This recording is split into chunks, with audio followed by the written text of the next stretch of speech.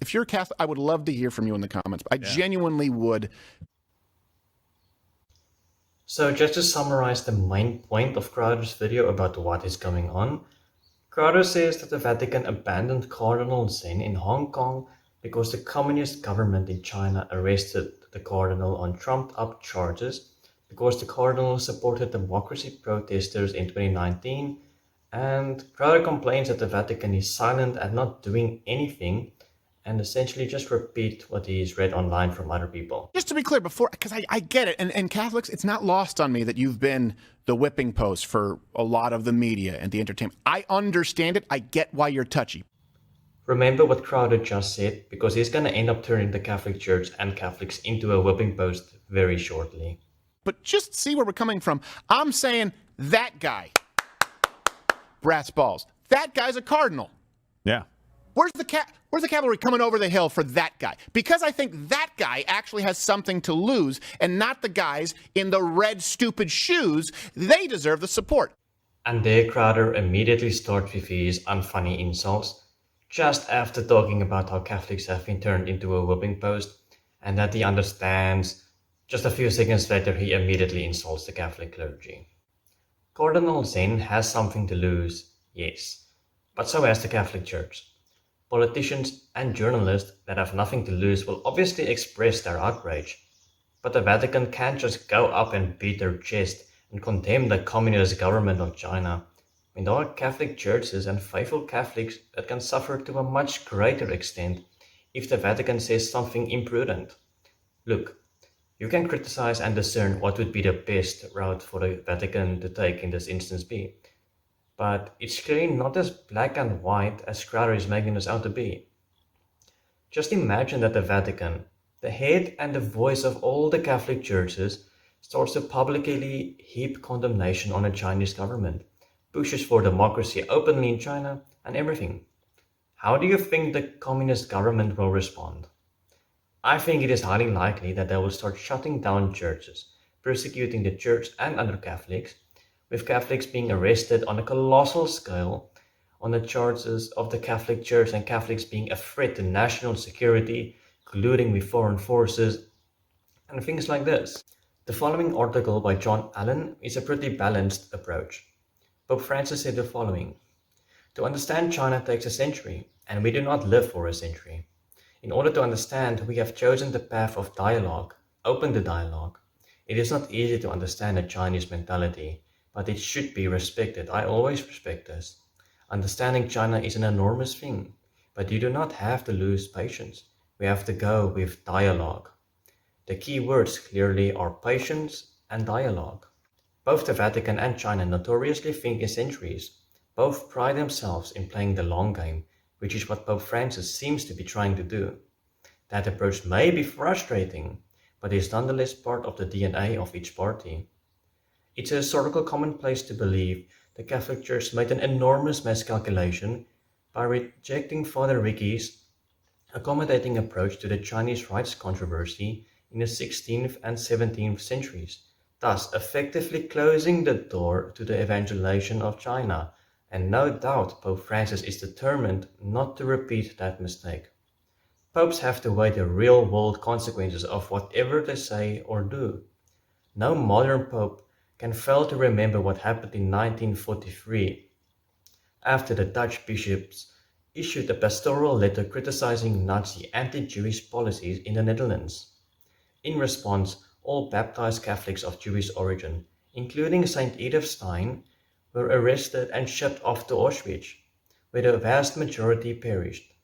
Pope Francis might earn some applause were he to blast Beijing over the Cardinal Zen arrest, but he has to weigh that PR benefit against what the fallout might be, not only for the Cardinal, but for the roughly 13 million Catholics in China. The Vatican may be giving China just enough rope to hang itself. Think about it. What are the optics of a government that already has a reputation for authoritarianism, threatening a non-vegetarian with a jail for no other offense than allowing dissent to be heard? Honestly, it's hard to imagine a way in which China could make itself look worse, and perhaps the Vatican is already planning an appeal for a humanitarian release of Cardinal Zen should he be convicted. They did that for Archbishop Cupich in 1977, and his offences were far more serious. So the point is, the Vatican has to be very prudent and very smart in any action they undertake. The Pope doesn't want to say or do something that might end the dialogue with China, which will effectively close the door to evangelizing China and cause widespread persecution, arrest and killing of Catholics in China. If you want to create a discussion about the pros and cons of different decisions and then constructively criticize different views and discern what the best and most prudent decision would be, then do that. But don't sit there and get all worked up and make emotional statements and pretend that the world is so simplistic when it is extremely complicated. And by the way, has Crowder or anyone else for that matter encouraged people to pray for the Pope and everyone involved to be able to make the right decisions? Do people stop to reflect about the complexity of the situation? And do people stop and take a moment to actually pray? Or is Crowder and everyone just jumping on a bandwagon and just reacting with their emotions, while throwing around accusations and normalizing the sins of slander and profanity, and implicitly encouraging irreverence? If we're talking about spreading the gospel throughout the world, the Catholic Church and the Vatican should make it their raison d'etre to help that man who has a brass pair of balls. I'm supporting him, which is why I am furious with the Vatican and this Pope. And if you're honest with yourself, you are too. No, I'm not furious with the Vatican, because I realize the complexity of the situation, and I freely admit that I don't have all the answers. And yes, the Catholic Church has to spread the gospel, but the Catholic Church also has to protect the gospel. It's going to be much harder to spread Christianity in China when you paint a huge target on every Catholic's back there and cause their death and arrest, with potential converts seeing what is happening and being put off from becoming Christian, either out of fear or believing in the propaganda that the Catholics are a threat to national security. The Holy See has learned with concern the news of Cardinal Zen's arrest and is following the development of the situation with extreme attention. Oh, good to break your gaze from the 12-year-old boy. That's the only one. That's the only one I'll do. Maybe two more. So Crowder complained that the Vatican isn't doing anything and saying nothing, and will continue to ask why the Catholic Church is silent. But clearly the Vatican has explicitly said that they are indeed concerned, which, if you read between the lines, I personally see it as an implicit condemnation of the arrest. Stephen Crowder is just thinking about this whole situation in a very shallow manner, and not thinking about the consequences imprudent and rash statements can have. They are following the situation in a prudent manner and not making rash decisions that could be potentially catastrophic. Stephen Crowder, as a fellow Christian, is obligated to show charity to people and take the most charitable interpretation of words and events. But instead, he's taking the most uncharitable interpretation and attacking the church. And then Crowder made an unfunny and improper joke of the Vatican gazing at a 12-year-old boy. This is the same Stephen Crowder, by the way, who just 2 minutes ago in his video said that he understands that Catholics have been turned into a whipping post by the media, and he gets it, but then he just proceeds and does something similar. Regarding the actual topic of child abuse in the Catholic Church, a whole separate video can be done on this topic, but since Crowder only made 1 or 2 backhanded remarks, I don't want to spend too much time on it, but at the same time, it's such a filthy remark and is very important to address sufficiently, so I will try to keep this as short as possible. Consider what actual researchers have remarked. Child sexual abuse is not a phenomenon unique to the Catholic Church.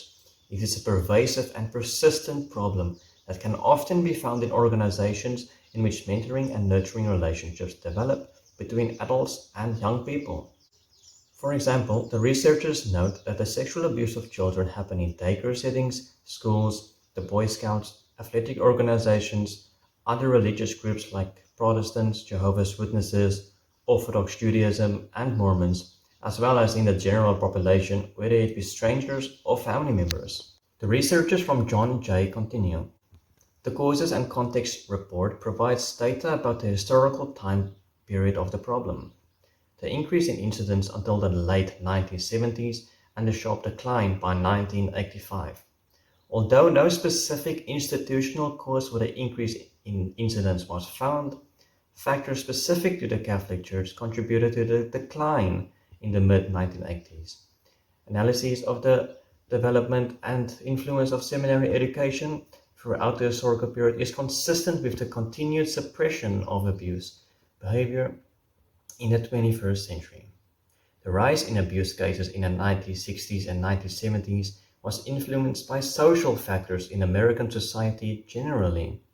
This increase in abusive behavior is consistent with the rise in other types of deviant behavior, such as drug use and crime, as well as changes in social behavior, such as an increase in premarital sexual behavior and divorce. In other words, the increase of sexual abuse of children was influenced by social factors in American society, not the Catholic Church. The decline of sexual abuse in the Church, however, was unique to the Catholic Church. Between 1950 and 2002, the number of accused priests is equivalent to 4% of priests in ministry. 4% is a very small minority of people actually accused. So it is absolutely slanderous to paint all priests, including those in the Vatican and Pope Francis, as being child abusers. Pope Francis himself has done very important work in fighting back against child abuse, so to slander him like this is particularly bad. And keep in mind that this 4% figure was from the period of 1950 to 2002. In modern times, this is much less. In this figure, we can clearly see the dramatic decline in abuse accusations thanks to the Church's interventions. The annual CYP report from 2021 reported the following. This year's audit identified 13 new allegations of abuse involving minors. 6 of the allegations were substantiated. 9 were categorized as investigation ongoing, 9 were unsubstantiated, 5 were unable to be proven. This increase demands continued safe environment training as well as reviews and updates of policies and practices. We can never become complacent and let down vigilance in the area of child protection. We all want to protect the most vulnerable in our church, so we have an obligation to keep protection in the forefront. In other words, child sexual abuse accusations are extremely low, with even less being able to be substantiated. In comparison, there were almost 58,000 child sexual abuse cases in 2020 in the United States. So the Catholic Church has roughly, let's say, 10 cases of child sexual abuse in a year, while the United States has roughly 60,000. So the Catholic Church makes up roughly 0.01% of all child sexual abuse cases in the United States. Do you think the Catholic Church only takes up 0.01% of the news's coverage when it discusses child sexual abuse today? Or doesn't the data fit the narrative? It seems like the media and most people are focusing on 0.01% of victims and slandering the church as a whole and the overwhelming majority of priests who are actually innocent, and completely ignoring the other 99.99% of victims because it doesn't fit their sensationalist, clickbait stories and slanderous narrative. The John Jay researchers wrote, despite the media's focus on child sexual abuse by Catholic priests, it is clear that these abuse acts are a small percentage of all child sexual abuse incidents in the United States. The USA in 1992 yielded a rate of 246 children being sexually abused per 100,000 children, while the abuse by Catholic priests were a mere 15 children per 100,000. And even this is an overestimation because the researchers used the rate of confirmations per year in their calculation. In reality, priests had contact with much more people. While in 2001, the average in the country decreased to 144 per 100,000 children, while the overestimated statistic in the Catholic Church being a mere 5 per 100,000 children. In comparison, those in child daycare centers between 1983 and 1985 is estimated that 5.5 out of every 10,000 children enrolled in daycare centers were sexually abused whose claims were substantiated. And don't even get me started about schools. The AAUW report that nearly 9.6% of students are targets of educators' sexual misconduct sometime during their school career. Are we gonna start slandering all teachers now and pretend all the teachers are evil? No. Hofstra University researcher Dr. Cheryl Shakeshaft said the following: think the Catholic Church has a problem? The physical sexual abuse of students in schools is likely more than 100 times the abuse by priests. Is Steven Crowder now gonna make jokes and generalize all teachers as being child abusers? Sexual abuse in schools is a much more severe problem though, so why won't Crowder be consistent? Maybe because slandering the entire school system and teachers as a whole would be a disgusting, stupid, inaccurate, slanderous, and scandalous narrative to push. So don't expect Crowder and the rest of the mainstream media to be consistent, because then it would completely destroy their slanderous narrative against the Catholic Church. The journalist David Gibson wrote the following in 2012. The Catholic Church may be the safest place for children. Whatever his past record, the Catholic Church in the United States has made unparalleled strides in educating their flock about child sexual abuse and ensuring that children are safe in Catholic environments. Some people will say, oh, Crowder is just making a joke, but he's engaging in the sin of scandal. Those type of jokes in today's society is further pushing the narrative that the Catholic Church is evil and actively engaging in such evil behavior. So this can't merely be dismissed as only being a bad and unfunny joke, which it is, but it's not only that, it's scandalous. And the gravity of this joke is increased, considering he reaches an audience of hundreds of thousands of people, and people hang onto every word that he says, and in a lot of people's minds this will reinforce or strengthen their conviction that the church actively engages in such evil behavior, and that the church is evil.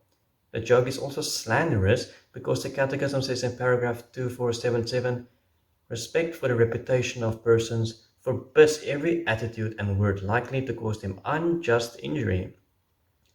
He becomes guilty of calumny who, by remarks contrary to the truth, harms the reputation of others and give occasion for false judgments concerning them. Paragraph 2479 continues, detraction and calumny destroy the reputation and honor of one's neighbor. Honor is a social witness given to human dignity, and everyone enjoys a natural right to the honor of his name and reputation and to respect. Thus, detraction and calumny offend against the virtues of justice and charity. So I urge people not to make and justify such slanderous and scandalous jokes. Right? You guys have taught. You guys, the Pope has supported Black Lives Matter. This is wrong. Pope Francis has said positive things regarding BLM in as much as it concerns racism, injustices, inequality, etc. But he does not support everything that entails the BLM organization, which, as most people know, is contrary to Christian values. Hey, how about this? I would be, and I'm going to use some profanity here, my stance would be, if I'm the international representing governing body of Christianity, fuck you, Communist Chinese Party. You don't get to appoint Vaticans, and why would we trust you to do that anyway? You rewrote the Bible, and you arrest people if they have the real one. I am honestly shocked every time I hear this clip of Crowder. Steven Crowder admits that he is about to use profane language, and then he actually says that he would use the F word and insult the Chinese government as an international representative governing body of Christianity. Crowder knows the Bible, so he knows that there are verses like Colossians 3 verse 8, condemning foul talk from your mouth. The Greek word astrologia for foul talk is dirty talk, dirty words, and the Bible is clear that we are not to use profane language. It's a sin. Even Greek philosophers like Aristotle, who lived in the 4th century BC, long before the New Testament was written, discouraged foul talk. Aristotle wrote, the well-bred man's jesting differs from that of a vulgar man, and the joking of an uneducated man from that of an educated. One may see this even from the old and new comedies. To the authors of the former, indecency of language was amusing.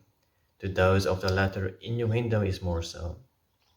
And these differ in no small degree in respect to propriety.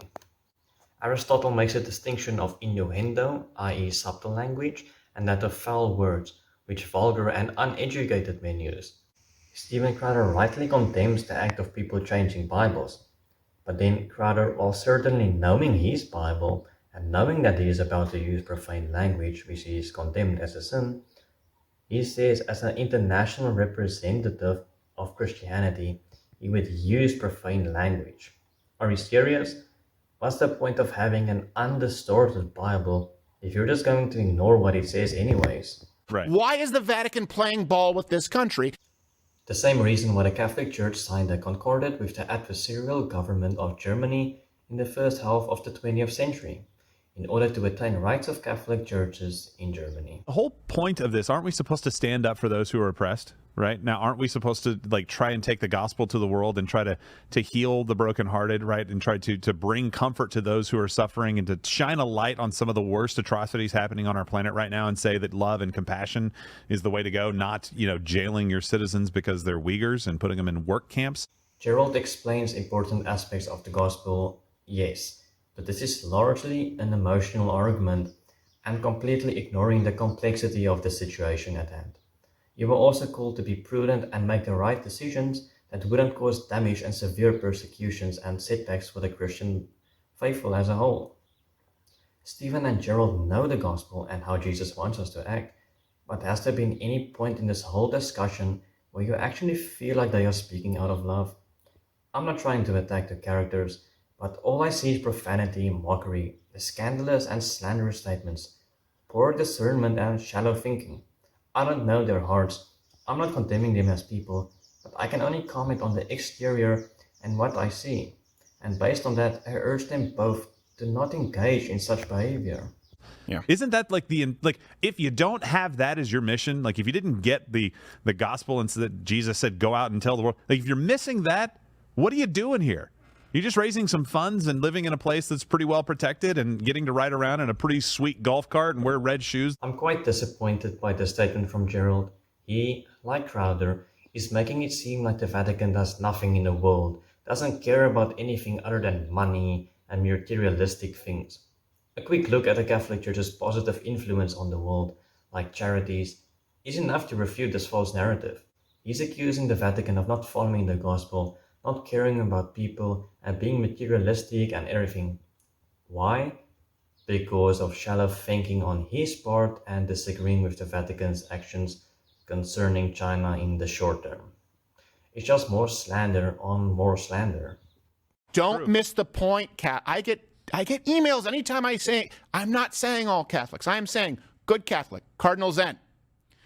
Bad Catholics, the whole Vatican. This is a pretty insane statement, painting literally everyone in the Vatican with a broad brush as being bad without showing a list of people's names who live or work there, showing each person's deeds to the last one, and not knowing people's hearts, intentions, and their repentance.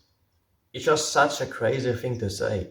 It honestly feels like Stephen Crowder is just speaking based on emotional outrage without reflecting or thinking critically about the things he is saying. I honestly ask myself if they actually mean the words that exit their mouths, because it's just so undiscerning and unbelievable. The whole Vatican. If there is not one moral man, that whole place should be turned into a pillar of salt at this point. This is one of their own who needs them. Even though Stephen isn't Catholic, it's so shocking that he could be so irreverent to this historically significant location. Saint Peter, the leader of Jesus' disciples, was literally martyred and buried where the Vatican now stands. And Stephen Crowder thinks that this whole place should be turned into a pillar of salt because he thinks that there is some bad people and he doesn't appear to believe that there is even one good person. I don't know what to make of his words. Does he actually believe what he is saying? Does he stop and reflect about the words exiting his mouth? Does he just say stuff based on hyper-emotional reactions where lots of what he says isn't what he actually believes, and he's just saying things to try and emphasize and push his narrative? I'm honestly trying not to be rude and disrespectful, but this whole thing is just such a huge mess. So China's infiltrated obviously they've infiltrated members of our government. They've infiltrated, WHO. Eric Swalwell's sex closet. And now the Vatican, the most powerful religious institution in the world. Yeah, let's just say that the Chinese government has infiltrated the Catholic Church without providing any sources or show any logical steps that would lead to such a radical conclusion. Steven Crowder is literally a conspiracy theorist at this point. It's literally a conspiracy theory with no basis whatsoever. Am I supposed to spend the next 2 minutes explaining what everyone can see with their own eyes and then come up with my own conspiracy theory to show that anyone can do the same as him? Yeah, no thanks. So let's go back to then, okay, just to see the inconsistencies and the hypocrisies, very similar to, what was it, something, Pharisees, Sadducees, something like that. I thought Jesus had a problem with them. I'm not drawing parallels between them and the Vatican. They're certainly not pious. It is a bit unclear what Stephen means here. I could be wrong, so forgive me, but if he is saying that those in the Vatican aren't pious, then he would just be engaging in a sin of slander yet again, while he doesn't even know what is going on in the interior lives of the people he is slandering. But if he didn't mean that, then forgive me. So 2019, Pope Francis chastised Trump, of course, for wanting to build a wall. And he said, builders of walls, be they made of razor wire or bricks, will end up becoming prisoners of the walls they build. Migrants should be accepted, protected, and integrated. And if a country cannot handle the numbers, the migrants should be distributed among other countries. Well, that sounds really noble from a guy with multi-million-dollar red shoes. Let's go to now.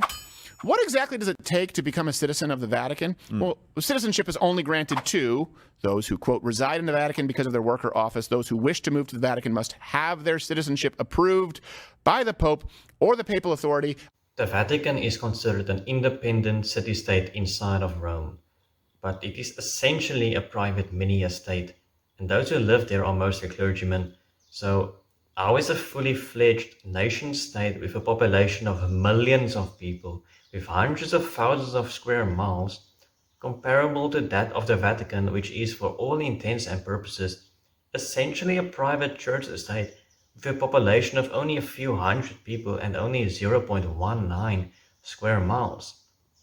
How is this supposed to show that the Vatican is hypocritical and doesn't practice what they preach? Oh, and by the way, while we're reminded about them talking about walls, this is the actual Vatican. Ah, those look like big walls that have been there a long time. Yeah. That's not a screenshot from Apocalypto. Yeah. The Vatican. Yes. So, Rules for thee, not for me. You can't have walls. Why? So that you can keep all of them? yes, exactly. Because we already have a wall, it's easy for us to say walls are bad. Right. Well, then tear yours down, Vatican. Let's live by what we preach. Right. Go And for by the way, they don't need walls that big. What? No. You see those cardinals, and they're not going to be scaling walls like that.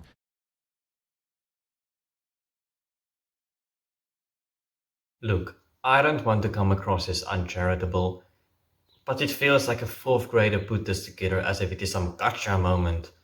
But it's more a meme than anything else. But they actually planned to use this on their show, and they are actually presenting this as if it's a serious argument. I'm sorry if that's mean, but I'm just shocked and don't know how to respond in any other way where I'm still honest and authentic in my reaction. The United States built a wall to keep out illegal immigrants. The church built a defense wall more than 1,000 years ago in order to protect themselves from invaders who would slaughter, enslave, and treat people as second-class citizens. How is a 9th century church protecting themselves in warfare the same as a country in the 21st century building a wall to keep out immigrants? Are you seriously comparing a church to a 21st century country? How are these things analogous? Two vastly different political contexts, two vastly different times, two vastly different entities, and two vastly different motives. And you think it is hypocritical by Pope Francis, who is judging a very specific act in human history, in a very specific historical context, because the Vatican has a wall. Pope Francis didn't say that the act of building walls is intrinsically evil. Otherwise, we wouldn't even be able to sleep in a house. And today, anyone can enter St. Peter's Square with numerous entrances being open to the public. You can even enter the Vatican Library if you possess a Vatican Library card. Ken Pennington, a professor of medieval history at the Catholic University of America, said, "When I am there, I showed the guards my library card and they let me right in. It's the only place in the world where a library card gets you into a country." So what even is Stephen's argument? Why didn't anyone part of his show dare to speak up and point out how poor his so-called argument really is? Pope Francis's point is that he wants immigrants to be able to reside in foreign countries. So how exactly is a 21st century nation with the capacity to accept immigrants the same as a private church state because it happens to be surrounded by a wall? Can we even call this an argument? Is he serious? Am I just bad at detecting sarcasm and I'm not supposed to take most of what he says seriously? I'm having a hard time finding a balance between being charitable and not coming across as a jerk, but at the same time I feel like I need to be truthful and honest by pointing out very bad arguments and saying things as they are.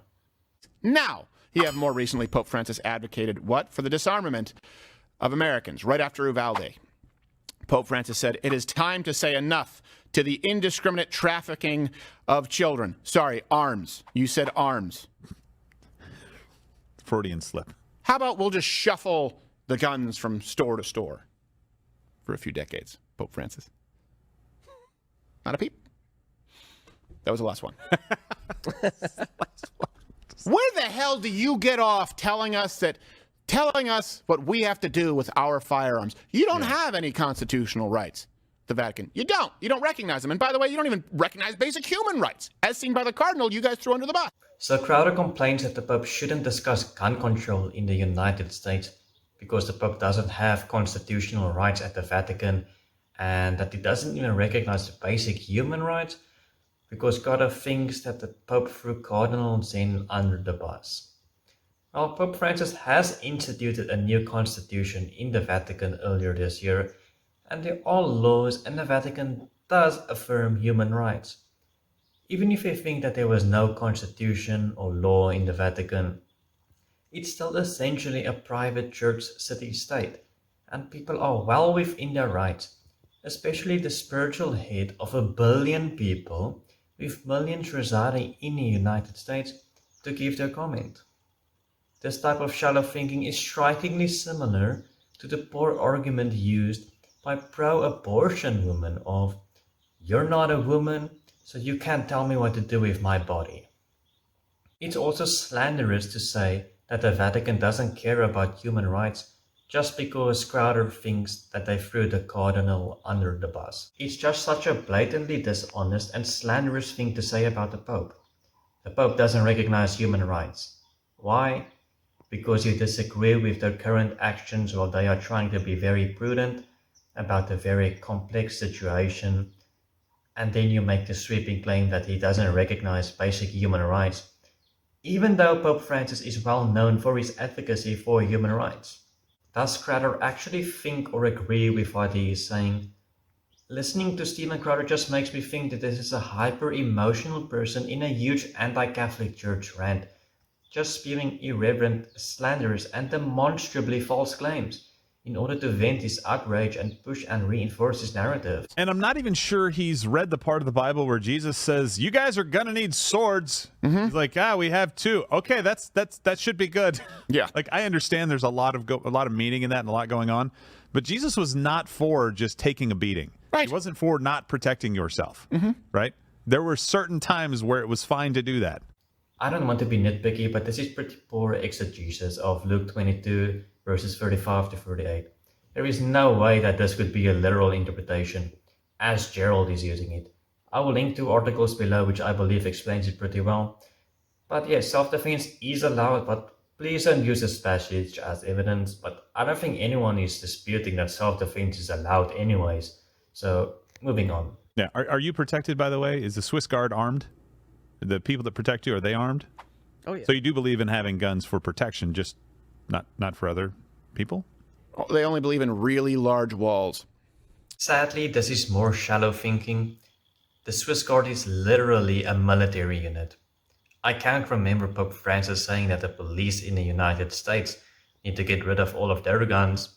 I think it's reasonable to conclude that Pope Francis would like the world to have no guns at all and make a collective effort where every last person will be on board so that everyone will be peaceful because of a 2018 tweet.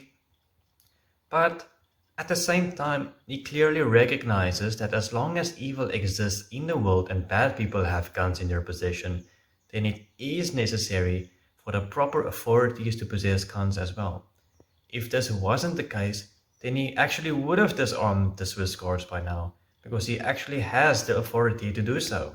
I think it is sort of reasonable to conclude that Pope Francis might want stricter gun control laws in the United States when it comes to private gun ownership, but I've only seen his comments condemning arms trafficking and things connected to war. But in any case, it's not analogous to the Swiss Guard having guns as a military unit at all. These are all just fourth grader gotcha moments with no actual substance. So then you have Cardinal Cupich, I believe is his name, an Archbishop of Chicago, said the Second Amendment did not come down from Sinai. The right to bear arms will never be more important than human life. Well, okay, I get that you're a cardinal. You're a stupid man. The whole reason for firearms is to protect human life. As a matter of fact, it's the only reason. It's the only reason. Some people misuse the tool to take human lives, just like if you don't know how to use a tool and you decide to try and use a wrench instead of a hammer. Yeah. I did that once. It was embarrassing. You know what else didn't come down from Sinai? You're talking about the Ten Commandments, sir. Most of what Jesus said, of course, he expounded upon the Ten Commandments, but he said a lot of other stuff too. So if you're saying, well, it didn't come down from Sinai, so it must be, something that we need to discard, you're throwing out most of what Jesus said. No. By calling the cardinal a stupid man in front of hundreds of thousands of people is incredibly irreverent and disrespectful, and further encourages and normalizes such behavior, so this isn't nice to see. I agree private gun ownership is probably the best practical solution to prevent gun violence and protect your family. So I actually agree with Stephen's position, but why don't you just back up with what you are saying with sources, research studies, and comment respectfully in a charitable manner? Instead, you get disrespectful and rude comment that normalizes such bad behavior to your audience, and you fail to provide a well thought out response, which makes your position seem much weaker than it actually is. I understand that because I understand the point that not every single rule or certainly spirit of the law that we follow comes from Sinai. But you're a stupid person. Can we say this? The Pope is a stupid person. A lot of these bishops are stupid people. These cardinals, a lot of them, not all, are stupid people. If you don't understand that firearms are necessary to protecting human life, oh, wait a second. You do, because I've heard your dumbass statements on Ukraine and Russia.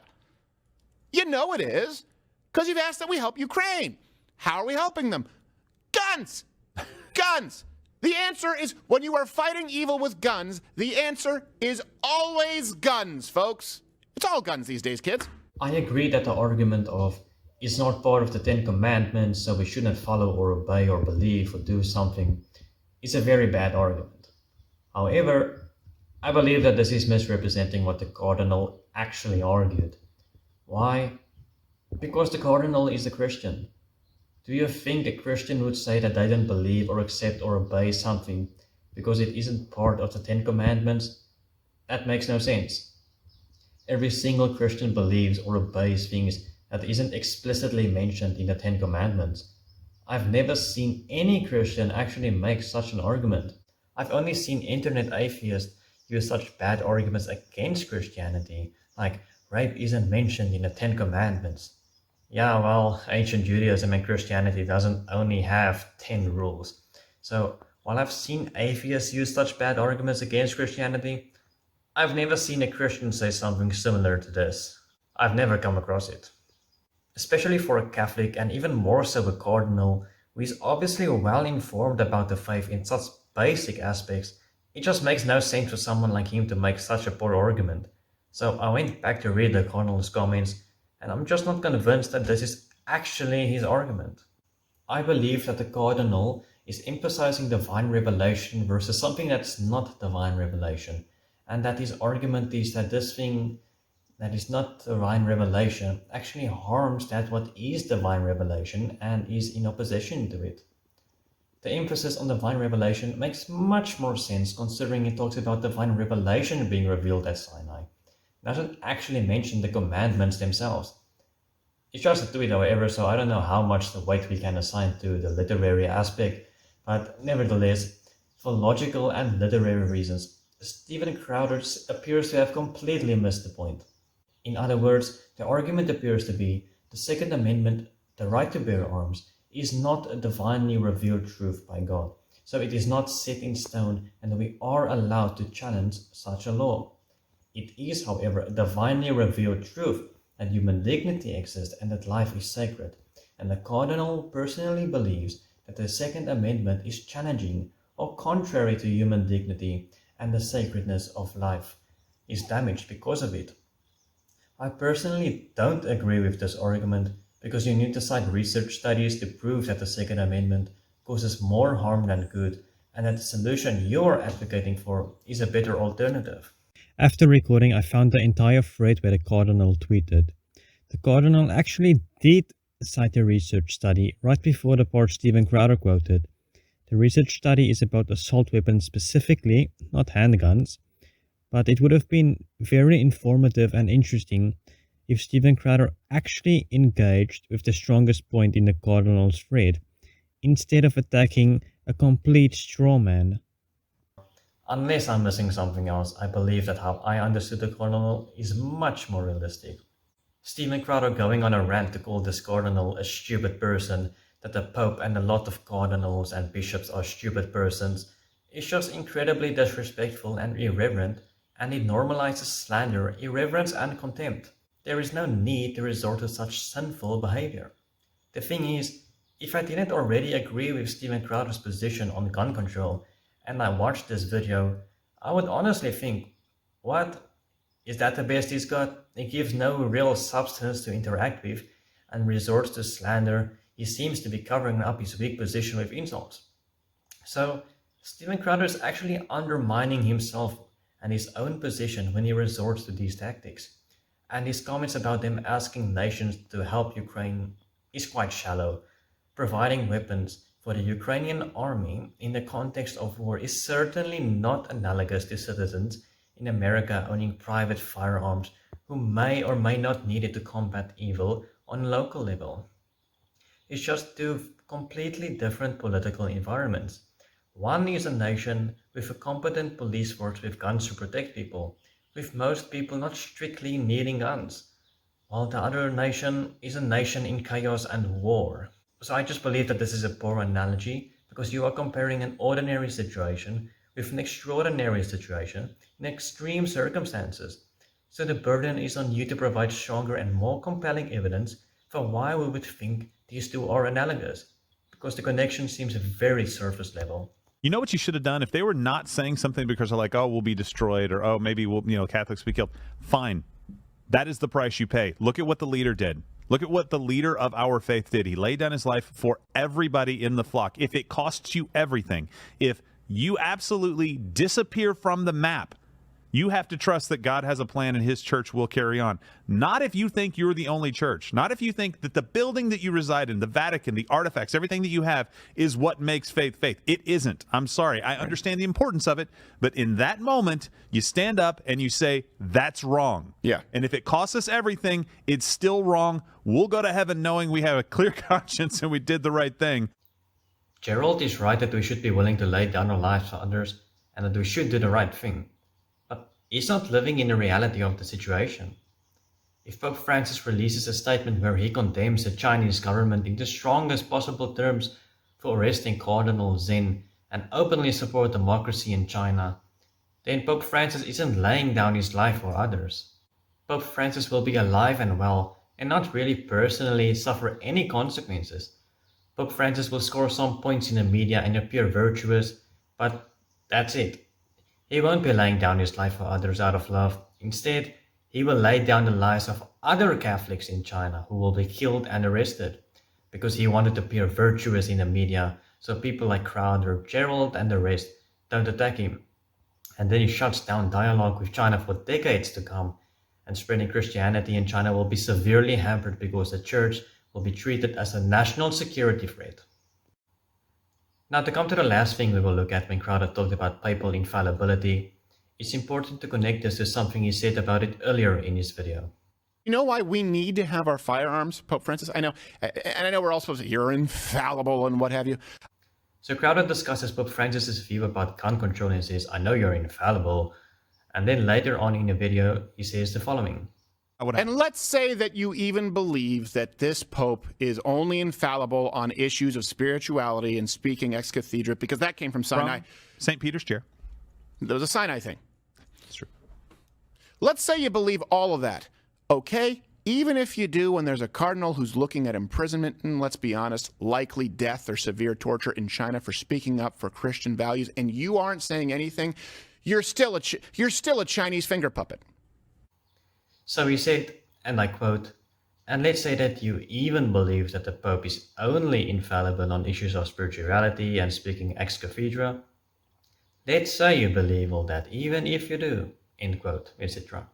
So when Crowder says things like, I know you're infallible, and let's say that you even believe that the Pope is only infallible on issues of spirituality and speaking ex cathedra, and then he says, let's say you believe all of that, even if you do.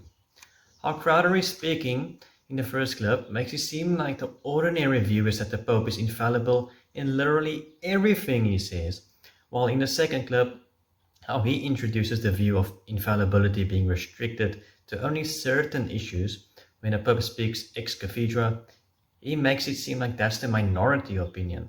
So first things first, to set the record straight, Vatican I set for 3 criteria for a decree to meet the standard of papal infallibility. The Pope has to speak and act as the head of the whole Church, not only as a private theologian. The second criteria is that he has to be speaking about faith and morals, not things like gun control. Thirdly, he has to make a conclusive pronouncement and make it obligatory for all Catholics to believe. This is the actual definition of papal infallibility. This is the official Catholic belief. This isn't some fringe view, it's not up for debate.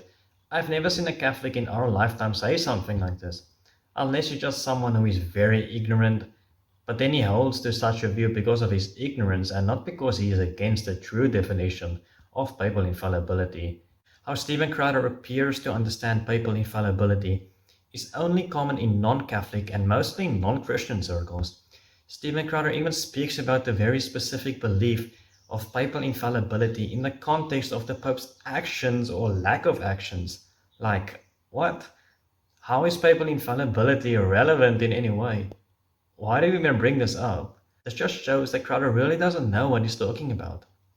Lastly, Crowder ended the segment by saying the Pope is a finger puppet of China because the Pope didn't make an imprudent and potentially catastrophically bad statement. Crowder's video is literally titled, The Vatican is a Communist Grapple, and he's failed absolutely miserably to justify such a slanderous and demonstrably false title. My concluding remarks are the following. It appears to me that Stephen Crowder and the rest are guilty of shallow thinking and make hyper-emotional statements without any reflection. A lot of his research seems to be 2 or 3 Google search results and a bunch of gotcha moments without any substance to them. Crowder also normalizes the sin of profanity, scandal, slander, irreverence, disrespect, and contempt. It's very concerning that someone with a big audience like his is feeding things to people that can only be described as shallow, uncritical, uninformed, and sinful. At least in this video of his. I have watched a few of his other videos in the past, where he seems better researched and critical, and better informed, so props to him for that. I haven't watched too many videos of him in the past, but he seems like a decent person, and I believe he's open enough to be corrected if confronted with the facts.